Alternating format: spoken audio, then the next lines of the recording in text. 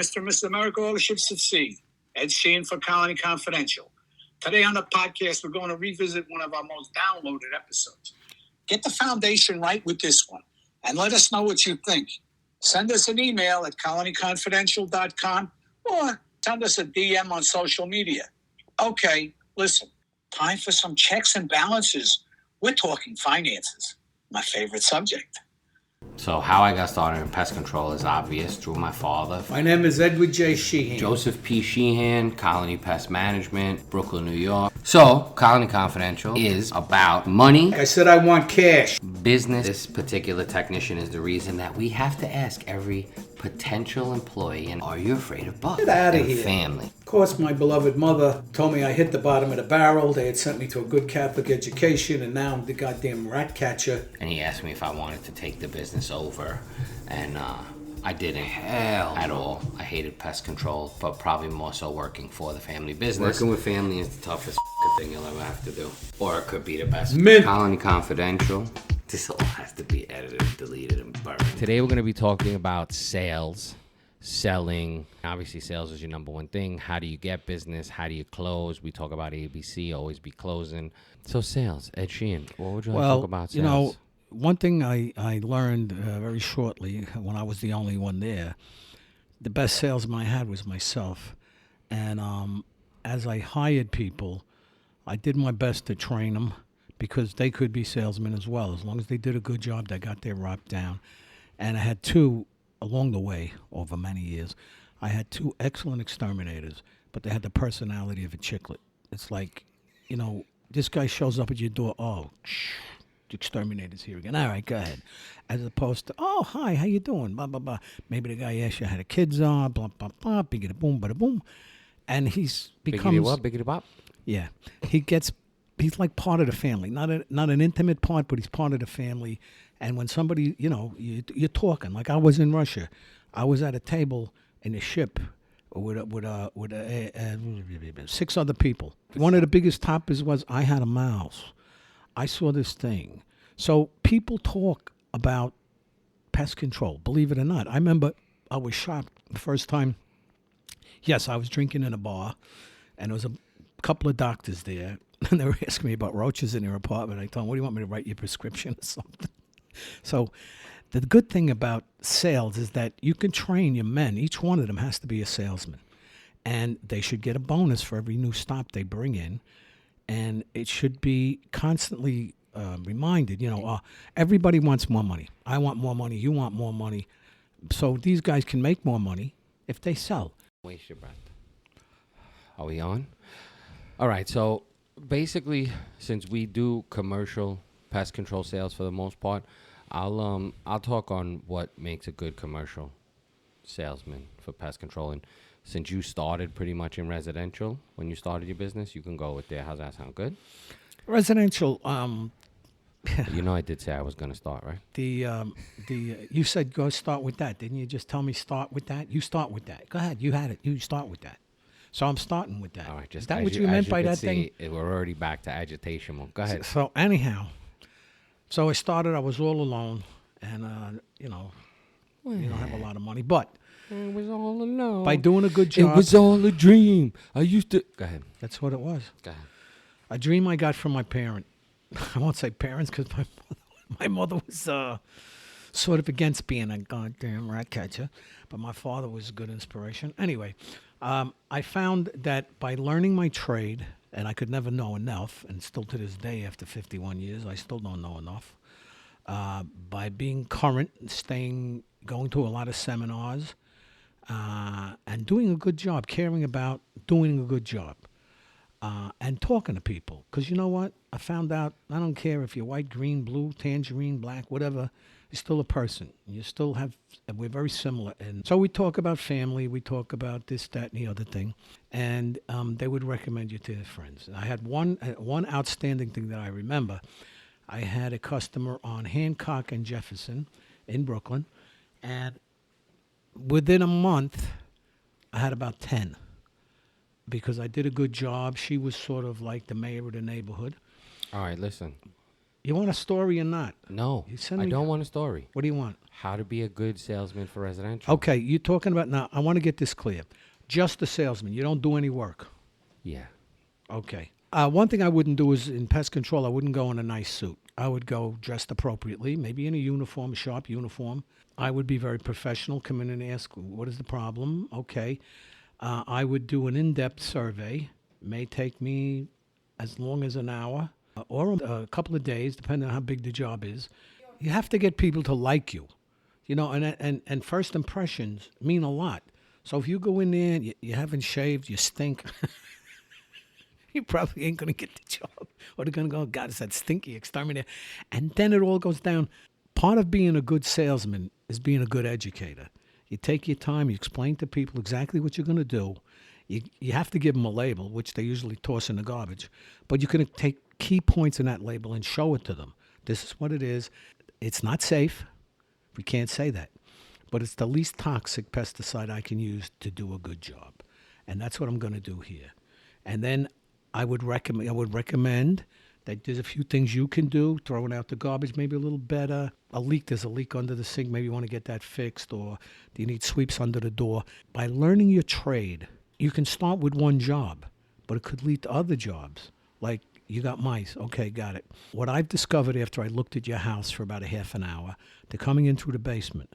The reason they're coming in is two ways. One, the door to the outside doesn't sit flat. Make sure it makes contact with the concrete so they can't get in. The other way is you have a hose that goes out into your driveway. It's a 1/4-inch pipe, but you got a 1/2-inch hole, and they're crawling up the yellow. And as you go along, they're looking like, wow, this guy. And usually an exterminator, even to this day, comes in, does his job, and goes. Said, hello, how are you? Whatever it is, $40. Thank you very much. See you next month. Blah, blah, blah. You got to show these people some respect. They're a person, so you just don't go in to take their money. You come in to do a job. You talk a little bit. The salesman has to think, what would he want? How would he want to be treated? Some guy's going to come in to paint your house. Oh, yeah, okay, fine. $2,500. They get another guy.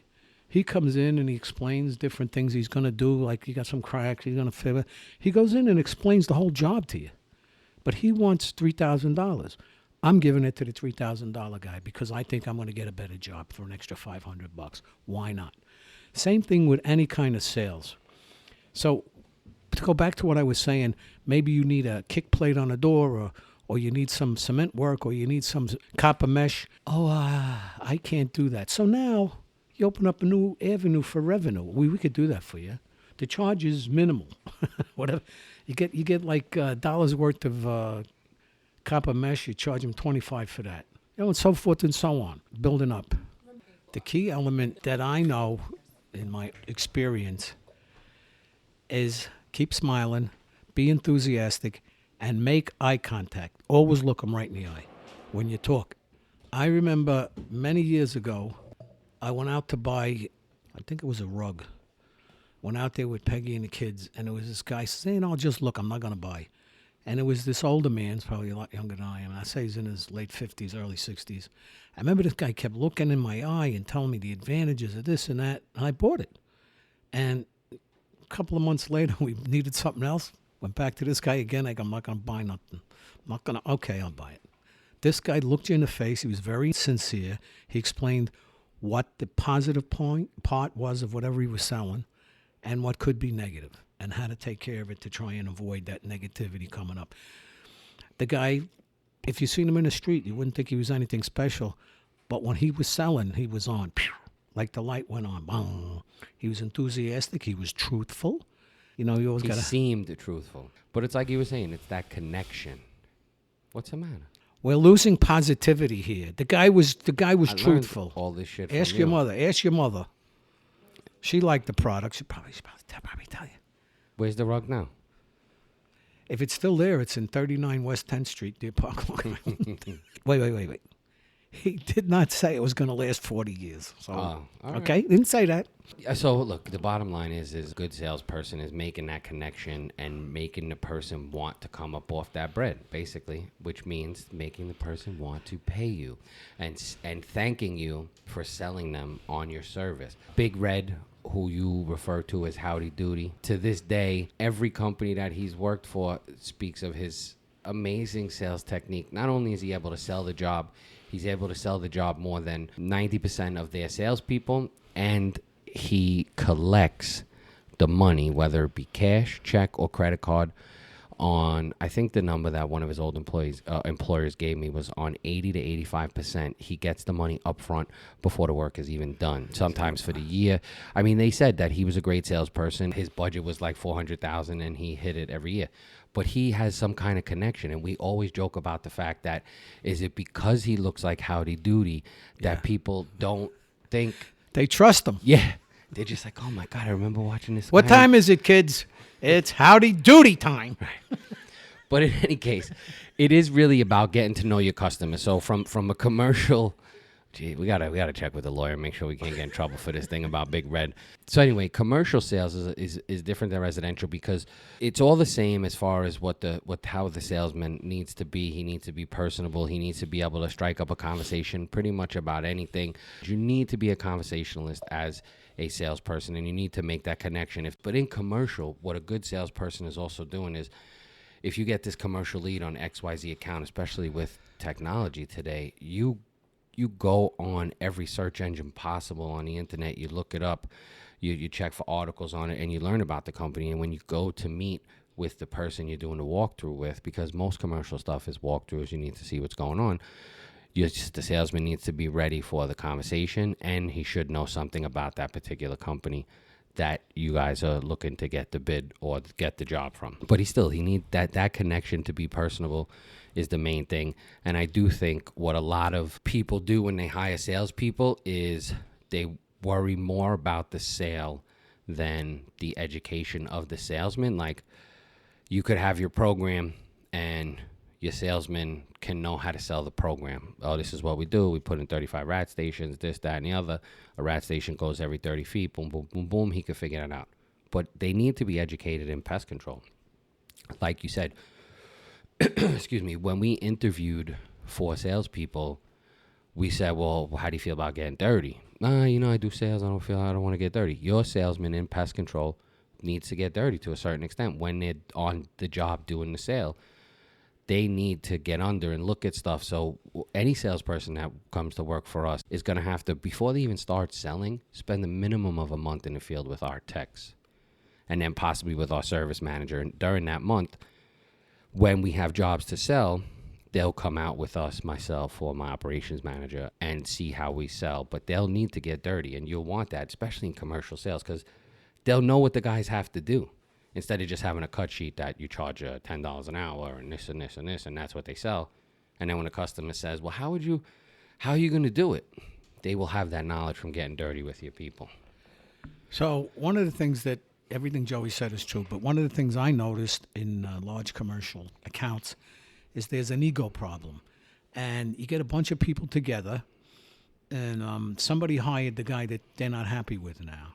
And he's asking you a lot of questions, or she's asking a lot of questions. And the person who hired the other person. Right, exactly. Gotcha. And you respond by, well, yes, but, you have a problem here and there. And I remember in several occasions, that person that hired the other exterminator would parrot word for word every excuse that an exterminator can think of why he screwed up.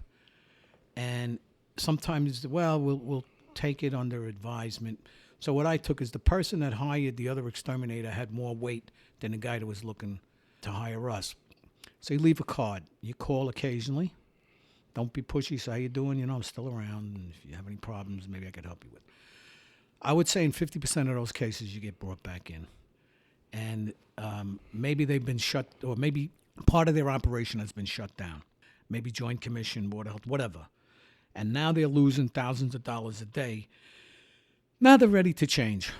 And well, I think that's a major difference between residential and commercial, where commercial, you're never really closing on the spot. And with residential, your goal is to close on the spot. Mm-hmm. Like, you don't want to walk out of somebody's home.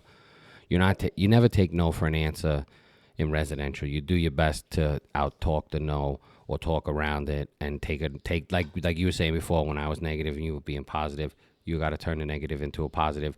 And there's classes and there's certain skills that you could learn to do that. And that's what you would need to do for your salesperson, because you don't want them getting out of the house with some kind of sale. And like I said before, if you have a platinum package, they got to get out of there with the bronze package no matter what. And the bronze package is $10 a month, whatever the case is. But that's the difference. In commercial, you're never getting a no when you're done. Mm-hmm. It's a send us everything. Send us your proposal, send us, a lot of times they need, even though they like you, after a certain dollar amount in commercial, they need 3 bids no matter what. You all right over there? Tony Soprano, he's No, I didn't know what it was, and then it's all right. I'm just busting your balls. Okay. But yeah, so that's a major difference between residential and commercial. I think that everybody sales need to have the same personality, and it is about having a personality and being able to talk to people and joke and laugh and take a rejection well. You need to be able to be rejected. You don't need to get down. You need to get rejected and be like, damn, people told me no, go F myself 5 times today, but I sold 7 accounts. All right, great. That's perfect. You need to have an upbeat mentality. And I think we're going to go back to Big Red, because apparently he's the best salesman anybody's ever had. And his mentality, he laughs at all of this stuff. But the bottom line is a good salesperson needs to have a great personality, be able to talk about anything, knowledgeable about what you're actually selling and doing, not just selling, but what you're also doing. Some technical stuff as well they should know, if not all. And the main difference between commercial and residential is that a commercial person, no matter what, is going to have to wait. And in residential, you absolutely want to close the deal before you walk out of that house. So you got to be resilient, follow up on everything, and sales is a process. Sometimes it's a 30-minute process. Sometimes it's a 3-month process. We're at the tail end of a process of selling a large commercial account that I hope to tell you in 2 weeks that we got it. But it's been in the process since June. Okay. So you didn't get the account. I was sure I was going to get this account. I called up and I found out why I didn't get the account. Why didn't you get the account, Sheehan? I'm not going to tell you because our competitors could use it. It's brilliant. The guy that got it, I'm like, whoa, that's smart. Son of a bitch. That was brilliant. Shit. Anyway, hats off to whoever the guy was. I don't remember. But after that, if I didn't win a bid, I called back. How come I didn't get it? Usually it was somebody else was lower. Okay, fine. You know what? That's fine. But this thing here really stuck in my mind. I wish I could tell you, but it's a trade secret, so I didn't tell you. Maybe if we add a premium content to the website, where for a small monthly fee, Eddie, you can listen to all of these things we won't tell you. Mr. and Mrs. America and the ships at sea. This is Ed Sheehan for Colony Confidential. We have an exciting new page called a Patreon page, Patreon. You go there, check it out. You could become a member of the team. Get on the team. It's growing, baby. And if you want to leave a buck there, no problem. And also, I want to leave you with a message. You know when you go to a doctor and he tells you so-and-so MD? Well, from now on, why don't you sign your name, whatever your name is, and put a comma after it and put PMP. Just make sure you don't put an I before that first P and the M. Okay? What's up, guys? PMPs, we want to hear from you. Go to colonyconfidential.com. Drop us a line. Email us at colonyconfidential@gmail.com. In the meantime, until we meet again, God bless you.